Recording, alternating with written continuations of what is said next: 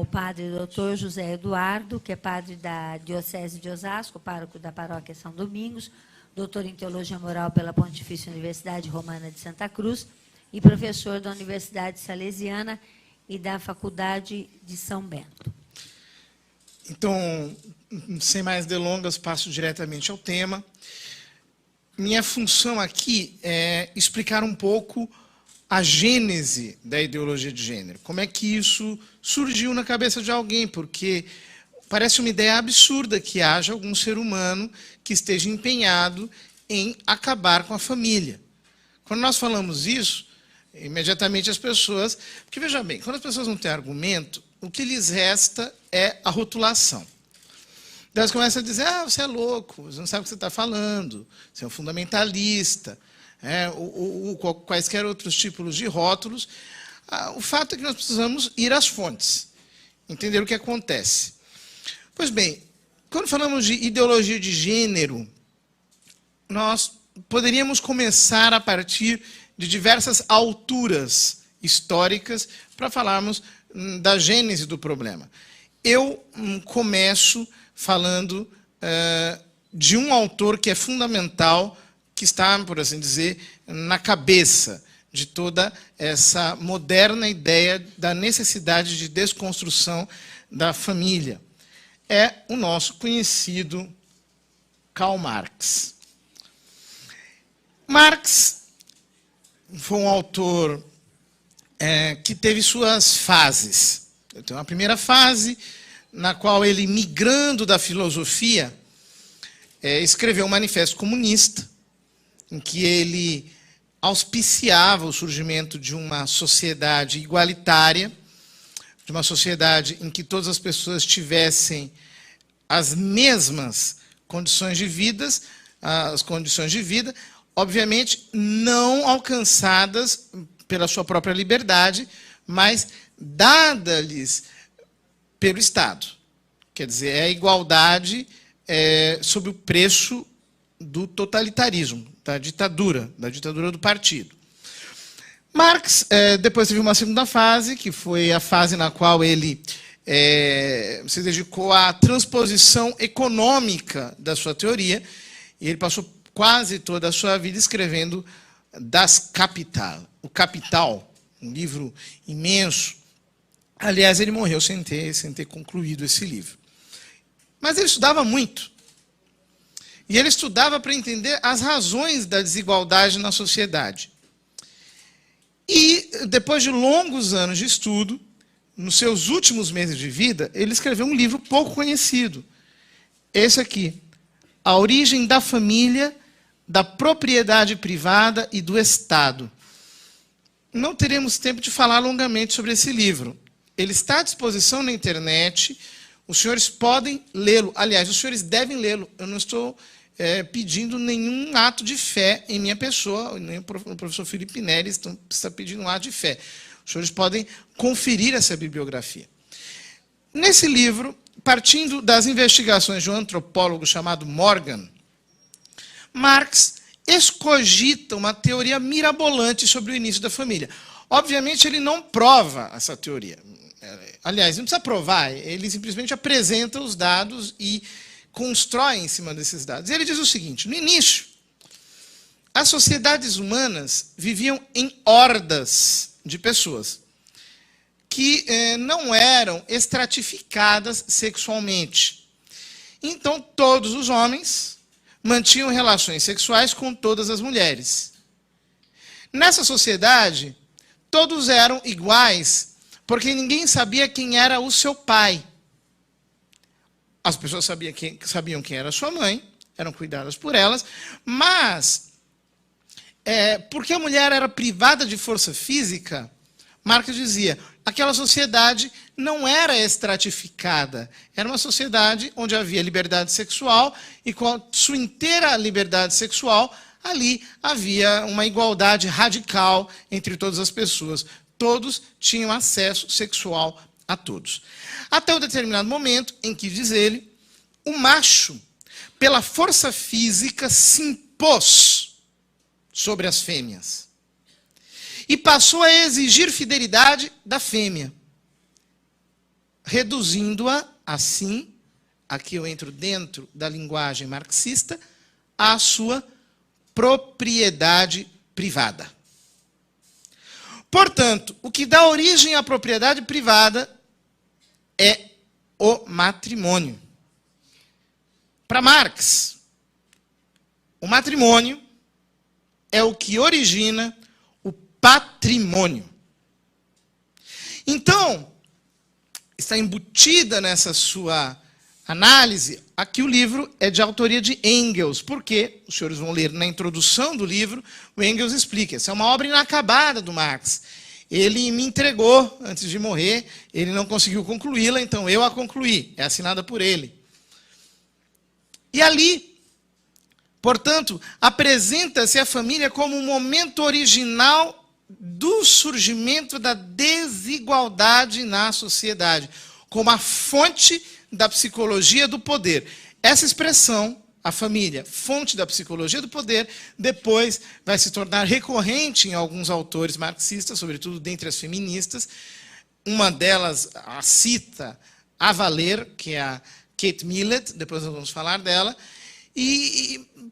Porém, digamos assim, a teoria sobre a gênese da família em Marx ficou um pouco desconhecida. O movimento marxista como um todo levou 100 anos aproximadamente para dar-se plenamente conta da sua importância. Quer dizer, o Marx, no final da vida, entendeu que a sua sociedade, o mundo como ele imaginava que deveria ser, surgiria somente mediante um preço, que é a destruição da família. Ele não teve tempo de desenvolver essa tese, mas ela está embrionariamente presente aqui neste livro. Podemos reduzir dizendo que a família é uma estrutura endemicamente perversa. Na sequência, a Revolução continuou. Este aqui é o Lenin. E ele aplicou a Revolução, mas apenas como um golpe militar. Notem que as diagnoses do Marx nunca aconteceram. Ele dizia que o número de empresários ia ser cada vez menor, o número de operários ia ser cada vez maior, os operários iam se revoltar contra os empresários e iriam iniciar a ditadura do proletariado. Bom, na Alemanha isso não aconteceu mesmo, ele teve que ir embora de lá, foi para a Inglaterra. O número de empresários foi cada vez aumentando, por causa das condições de vida dos operários que, exigindo seus direitos, iam melhorando de qualidade de vida. Os próprios operários iam comprando as ações das empresas, iam se tornando pares dos seus empregadores, e o número de operários ia diminuindo e melhorando de qualidade. As diagnoses dele não se deram, não se verificaram. E o que aconteceu na Rússia não foi uma ditadura do proletariado, foi um golpe militar. O Lenin se serviu de uma fraqueza do Império do Czar, impôs a Revolução Armada, depois ele ficou velho, percebeu que ia morrer, falou, bom, esse negócio aqui não vai para frente. Ele disse, o sistema de corrupção aqui está tão grande que quem vai assumir será certamente um dos fiscais. Inclusive, eu até sei quem é, o mais espertinho de todos, que é o Stalin. E, de fato, foi assim. O Stalin assumiu, e aí você já não tem um golpe militar, você tem um golpe de Estado. Ele assumiu o comando daquilo. Ou seja, a tese do Marx não se deu mesmo, da ditadura do proletariado. O Lenin já tinha entendido que, para a Revolução, ele teria que incluir outros estratos da sociedade. Ele incluiu os camponeses. Não apenas os operários, como queria o Marx. Ele viu que aquilo não seria possível. E, na medida em que o Estado totalitário começou a se impor sobre as individualidades, a família se foi desagregando. Mas quando ele percebeu que a família estava sendo destruída, ele ficou com medo, porque ele disse, a sociedade vai se destruir também. Ele viu que estava corrompendo a sociedade. Então ele deu marcha ré. Na verdade, ele não tinha entendido a tese originária do Marx, segundo a qual a destruição da família era um passo necessário para a revolução.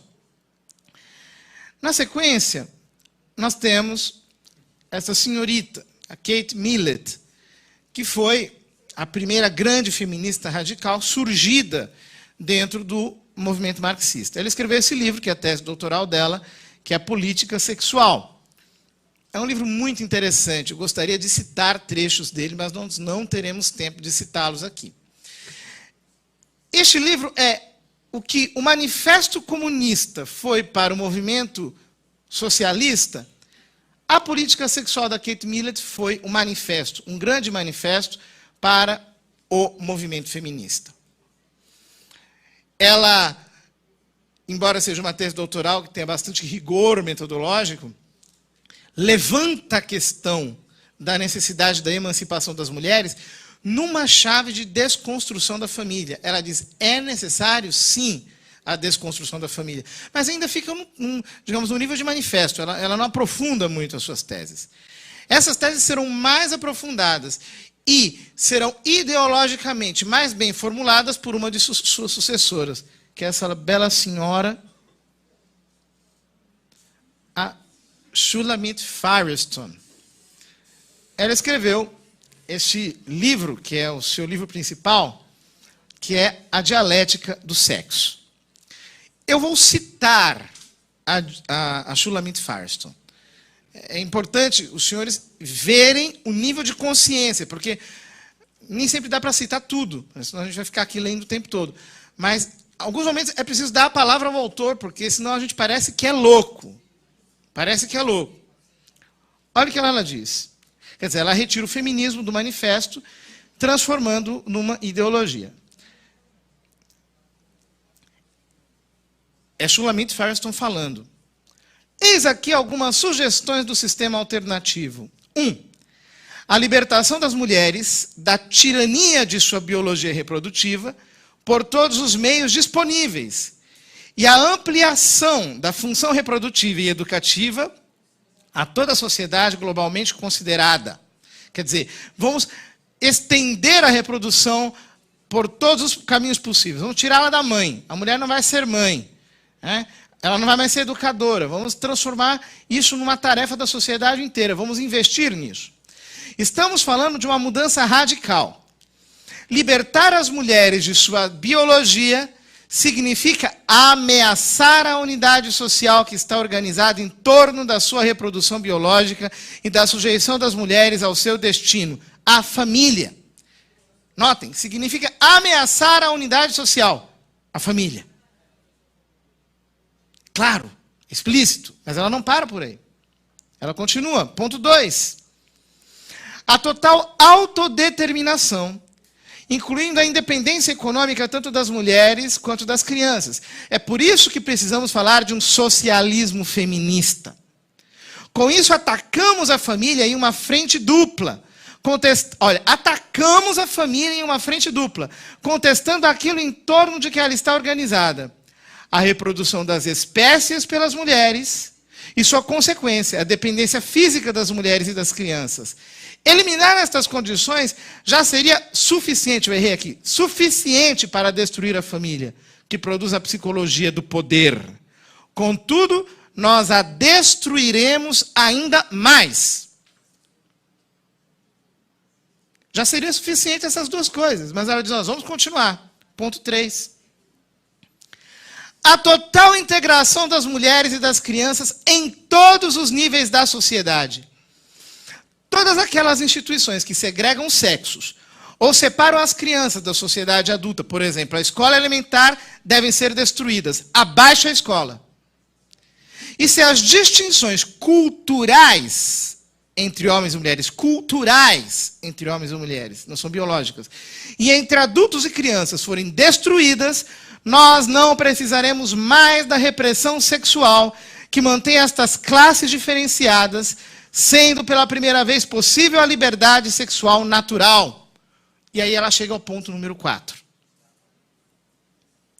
Assim, chegaremos à liberdade sexual para que todas as mulheres e crianças possam usar a sua sexualidade como quiserem. Não haverá mais nenhuma razão para não ser assim. Em nossa nova sociedade, a humanidade poderá finalmente voltar à sua sexualidade natural, polimorfamente diversa. Serão permitidas e satisfeitas todas as formas de sexualidade. A mente plenamente sexuada tornar-se-ia universal. E aqui eu quero citar um trecho do livro da Shulamit Firestone que eu não coloquei no slide, mas eu quero ler para vocês. Está dentro desse ponto 4. Ela diz o seguinte: é possível que a criança estabeleça suas primeiras relações físicas estreitas com gente de sua própria idade, por mera conveniência física, do mesmo modo que os homens e as mulheres, em igualdade de outros fatores, se preferirão um ou outro sobre os demais indivíduos do próprio sexo, por simples conveniência física. Porém, continua ela, se não for assim, se a criança escolhesse a relação sexual com os adultos, ainda no caso de que escolhesse a sua própria mãe genética, não existiriam razões a priori para que esta rechaçasse suas insinuações sexuais, visto que o tabu do incesto teria perdido a sua função. Estou lendo. Quer dizer, essa mulher está falando dos filhos terem relações sexuais com as mães. Destruição da família. É o contexto no qual nós estamos nos movendo. Estou citando autores, não creiam em mim. Leiam. Leiam. Está lá, A Dialética do Sexo, de Shulamit Firestone. Essa foi a primeira contribuição. Foi a contribuição das feministas. Agora eu vou falar de uma segunda contribuição, que é a contribuição vinda por parte dos demógrafos, dos sociólogos, que também é importante. Este senhor chama-se Kingsley Davis, um demógrafo pertencente ao Conselho Populacional. Ele foi o responsável pela mudança de eixo dos trabalhos do Conselho Populacional depois da década de 70. Ele, Kingsley Davis, escreveu este artigo no ano de 1967, Política Populacional, os programas atuais terão sucesso, em que ele critica a política populacional do Conselho Populacional de então, dizer, vocês estão preocupados em criar clínicas de aborto, criar clínicas de esterilização das mulheres, em distribuir DIU. Vocês estão loucos, isso aí nunca vai resolver o problema populacional do mundo. Nós temos que reduzir a natalidade a zero. O crescimento populacional a zero. Então ele dizia, nós só chegaremos a isso se nós alterarmos o comportamento das mulheres e nós fizermos as mulheres desejarem não ter filhos. Nós transformarmos a sua vontade, nós alterarmos o seu comportamento. Nós temos que querer atingir o comportamento humano dentro daquilo que ele tem de mais íntimo. É uma mudança comportamental. Ele escreveu esse livro chamado Sociedade Humana. É a sua obra principal. É muito interessante, vale a pena ser lido, não é um livro fácil de se ler, mas nesse livro ele explica como a sociedade vai surgindo a partir de usos e costumes que se solidificam em leis que criam as instituições. Então ele vai dizendo, nós só conseguimos dissolver as instituições mudando os usos e costumes da sociedade. Então é uma mudança comportamental, não pode ser uma mudança meramente jurídica ou meramente política, ou de oferta, tem que ser uma mudança comportamental, uma mudança profunda. Essa é a segunda contribuição importante. A terceira contribuição importante vem dada pelos pensadores marxistas. Eu acho muito interessante que os marxistas não leem muito os seus próprios pensadores. Porque a gente cita e eles ficam perdidos, mas a gente lê os pensadores marxistas. Esse aqui é o Karl Korsch, é um pensador já da terceira geração, um homem importante. Em 1923, ele escreveu esse ensaio chamado Marxismo e Filosofia, que foi apresentado no primeiro congresso intelectual da Terceira Internacional Comunista. Nós estamos falando de algo que foi o grande pilar, digamos, do revisionismo dentro do movimento marxista. Esse livro é muito importante, difícil de ler, deve ter umas 40 páginas, não é algo muito longo, mas é difícil, denso, precisa ser muito bem assimilado. E nesse livro, o Karl Korsch dá um passo em relação ao Marx. Ele diz o seguinte, quem conhece a linguagem, a estrutura do pensamento marxista vai entender isso de um modo mais fácil. A mudança da estrutura não se dá apenas alterando-a. Porque o Marx dizia, quando a gente mexer na estrutura, a superestrutura cai. No final da vida, o Marx percebeu que não era assim. Tanto é que ele começou a falar da família, que para ele era uma superestrutura. Então ele mudou. Mas os pensadores marxistas fizeram isso num processo longo. Então ele diz, isso não está muito bem entendido, porque a superestrutura possui uma subsistência própria. Então a revolução, para acontecer, precisa acontecer também na superestrutura. Nós precisamos mexer no universo ideológico. Então, no fundo, a contribuição dele é dizer que a revolução precisa vir pela superestrutura. Depois do Karl Korsch, um outro pensador marxista de grande importância é o Max Horkheimer. Ele escreveu esse estudo, Autoridade e Família. Aqui no Brasil você encontra esse ensaio dentro do livro chamado Teoria Crítica, do Horkheimer.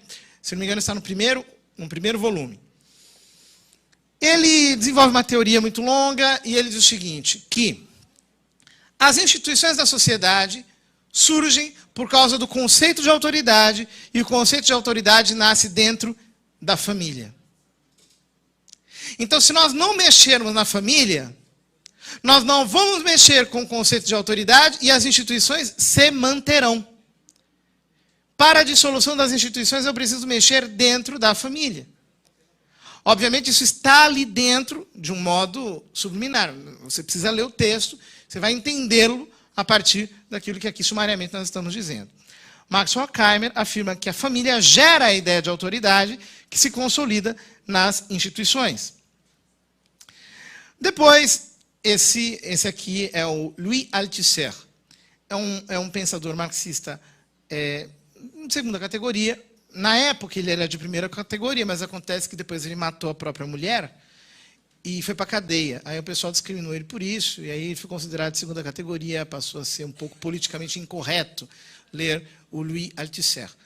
Mas ele escreveu obras importantes. Ele tem a primeira obra dele, um ensaio muito importante, que é sobre a sobredeterminação, a contradição e sobredeterminação, um ensaio importante, não tenho tempo de comentar aqui.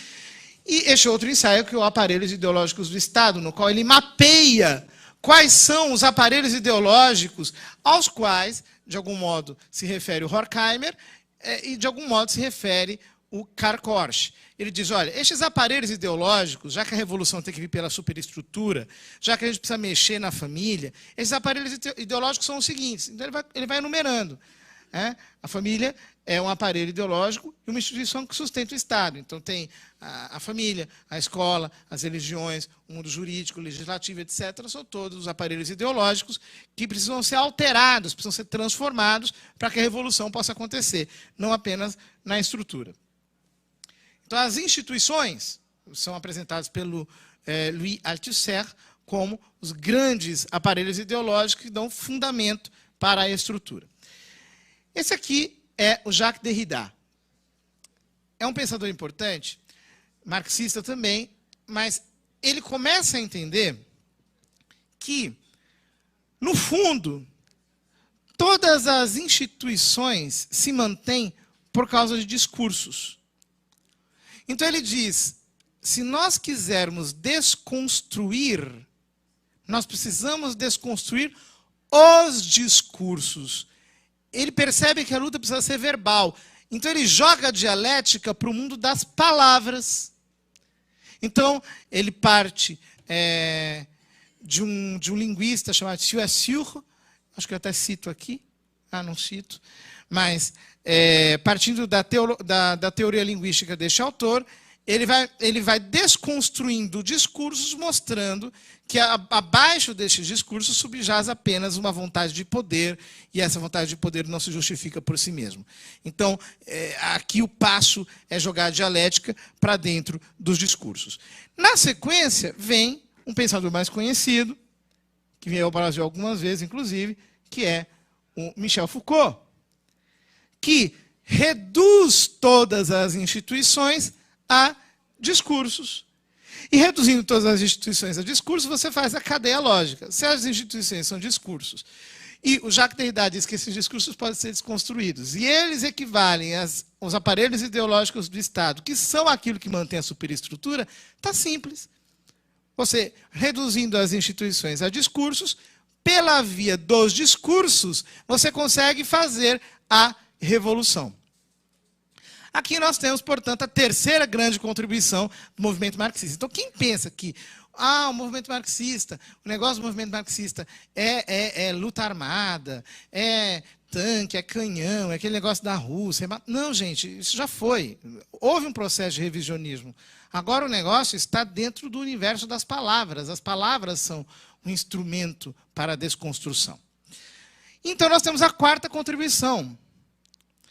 Quer dizer, o revisionismo marxista chegou à conclusão de que a revolução tem que ser verbal.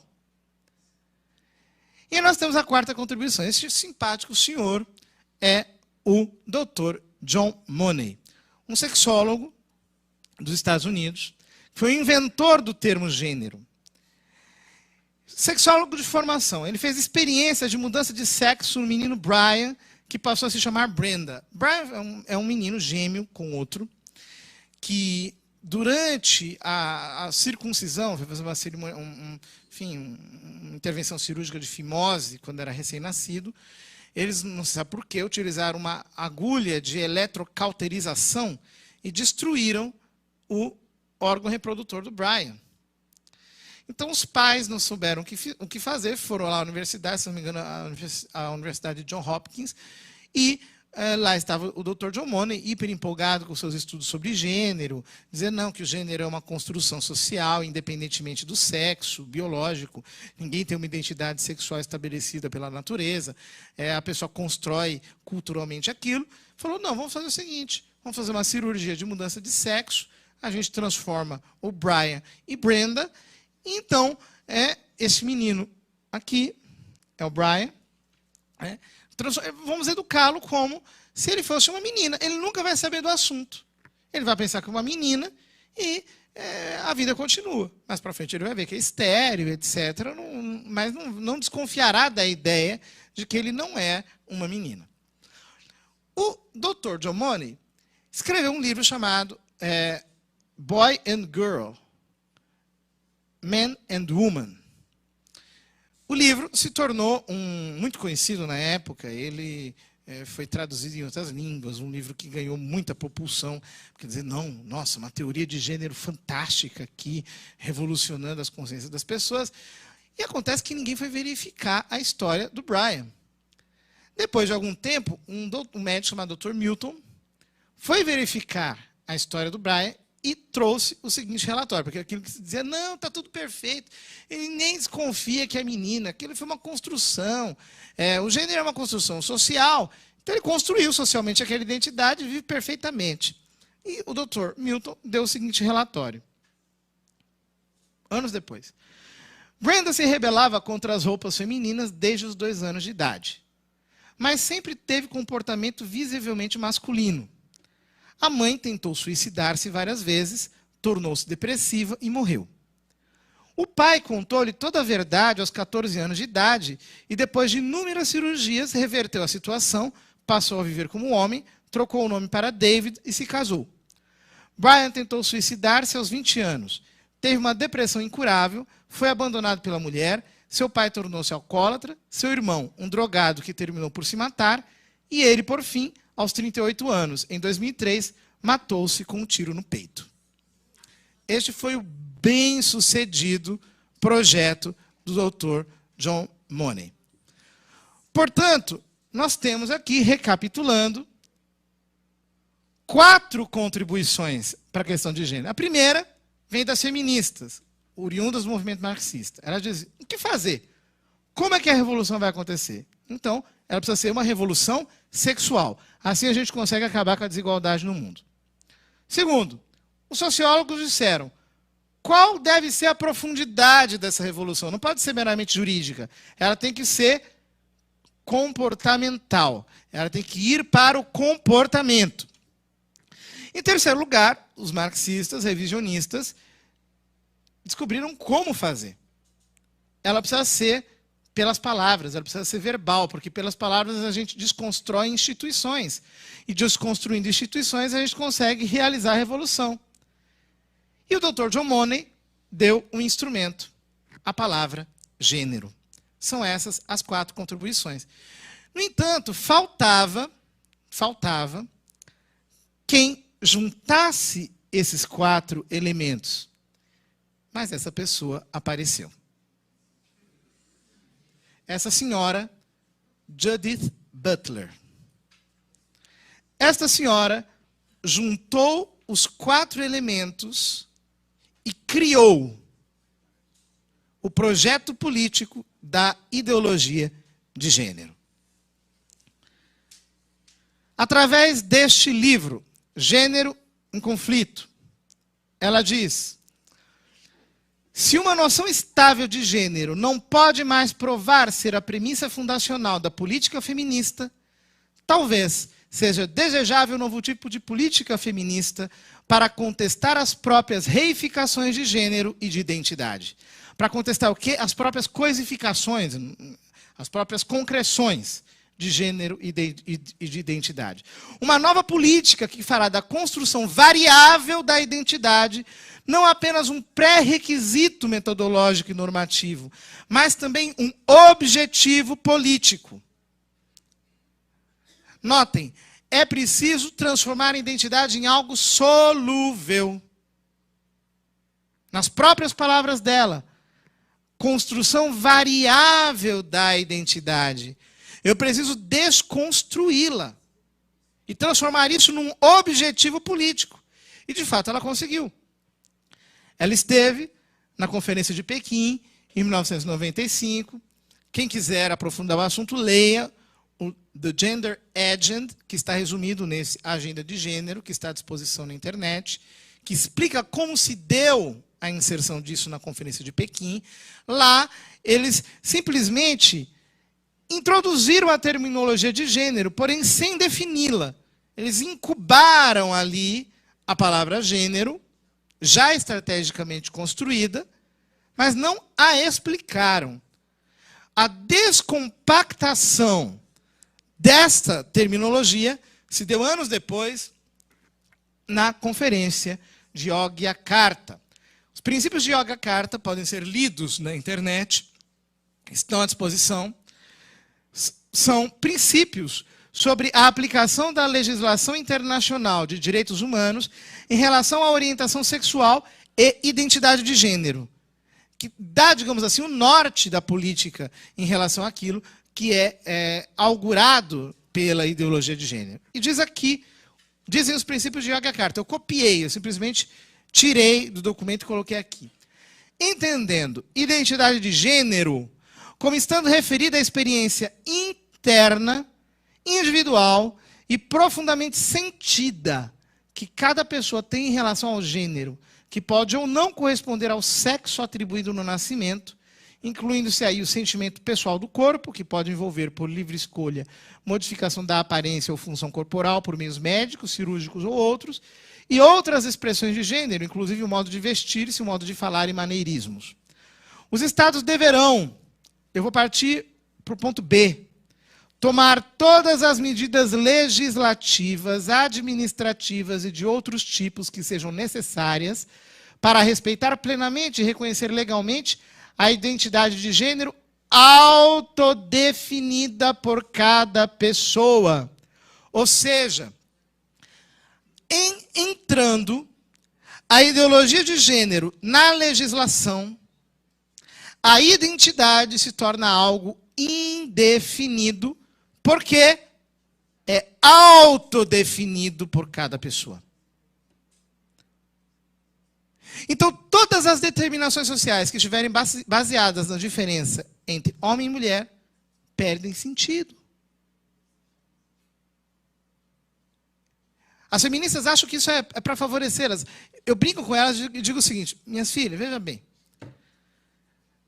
Se um homem nasceu lá, botaram o nome dele de Manuel, o seu Manuel, dá sei lá, um calor nele.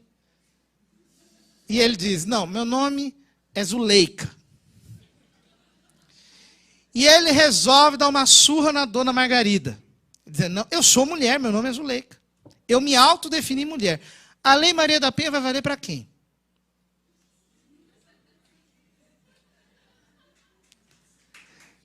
Que mulher?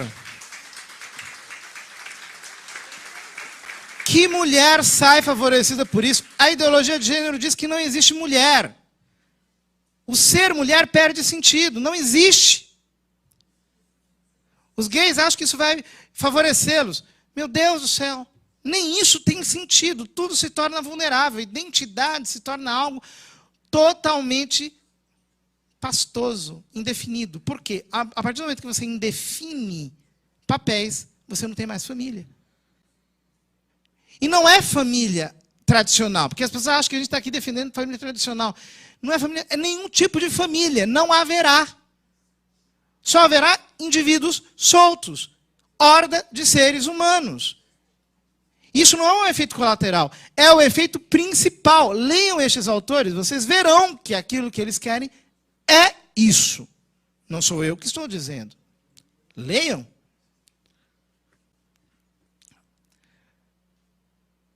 No Brasil, atualmente estão tramitando diversos projetos de lei que aplicam a perspectiva de gênero. Por exemplo, o PL 6293 de 2013. Artigo 1º. Esta lei altera o artigo 1º da Lei 9.455, de 7 de abril de 97, para tornar crime de tortura o ato de constranger alguém com emprego de violência ou grave ameaça, causando-lhe sofrimento físico ou mental em razão de discriminação de gênero. A palavra gênero vem ali inserida, embutida com esse significado. Quer dizer, discriminação de gênero é considerada crime de tortura. Gravíssimo. Mas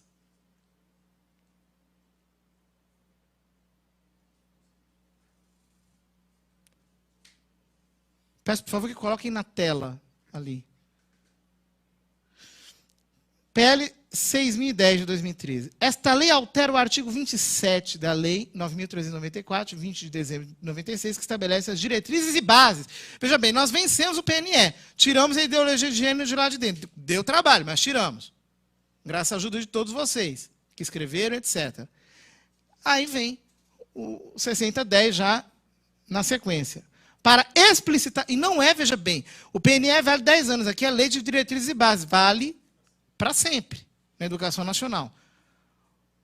Para explicitar a necessidade dos conteúdos curriculares da educação básica, enfatizar como diretriz o respeito à igualdade de gênero e na prevenção e enfrentamento da violência doméstica e contra pessoas em situação de vulnerabilidade. Volta, e agora pior, na Lei de Diretrizes e Bases. PL 7.627, de 2010.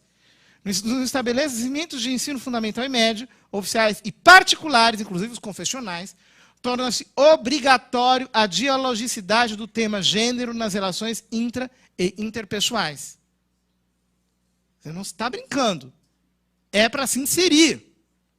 Isso aqui eu copiei. Vai no site da Câmara, você lê. Está tudo lá. Está tramitando, em processo de tramitação. Muito bem. Eu vou terminar fazendo, por honestidade intelectual, uma pergunta. Se eu estivesse numa igreja, essa pergunta não caberia sentido, mas nós estamos aqui num ambiente laico. E aqui eu já digo o seguinte, eu não falei de Deus, eu não citei a Bíblia, eu não citei nenhum escrito eclesiástico. No Estado laico, não interessa a religião de cada um. O que interessa é a natureza dos argumentos. E aqui nós estamos usando argumentos racionais. É a luta entre verdade e opinião. E se esses senhores estiverem certos? E se destruir a família for um grande bem? E se, de fato, a família for a fonte da psicologia do poder? Nós não deveríamos destruí-la? E eu respondo essa pergunta dizendo o seguinte, que não tem sentido respondê-la porque não há sentido para uma mente sadia fazê-la. A família não surgiu como resultado de nenhum lobby político, da criação de nenhuma autoridade humana sobre a Terra. A família não surgiu por força de nenhum decreto e de nenhuma minoria ou maioria. A família é resultado de uma história milenar de tentativa e erro, na qual espontaneamente se foi plasmando ao longo das sociedades, sem faltarem as deficiências, o modelo que nós temos aí hoje. Portanto, eu pergunto, quem deu a estes senhores o direito de quererem destruir as nossas famílias, de quererem conspirar contra a sociedade, dissolvendo-a? Quem deu a eles o direito de criar uma família artificial de laboratório? Ninguém. Eles se arrogaram esse direito. Estes teóricos e todos aqueles que põem suas teses em prática estão solapando a nossa dignidade enquanto povo, enquanto nós estamos cuidando da nossa vida. Portanto, eu convido você a se aprofundar, a ler estes textos. Não acredite na minha palavra. Não precisa acreditar em mim. E se você quiser discordar, você tem todo o direito. Nós estamos numa democracia. Mas discorde sabendo o que você está dizendo e não apenas por achar. Porque de achismos o Brasil já está cansado. Muito obrigado.